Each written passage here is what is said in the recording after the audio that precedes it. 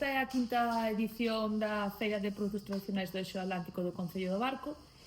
Este ano, se o tempo permite, que esperemos que sí, vai a ser na Beira do Sil, despois de moitos anos que non o podemos celebrar.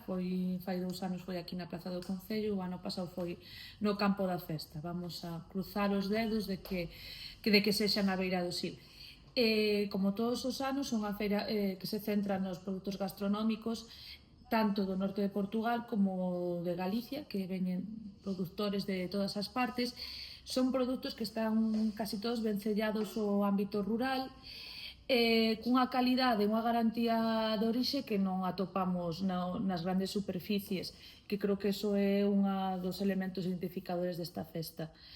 Este ano temos 3 pilares: a gastronomía, a cultura e a música, pensado para que a xente poda disfrutar do espazo desde a mañá hasta a noite, podéndose quedar incluso aí a comer.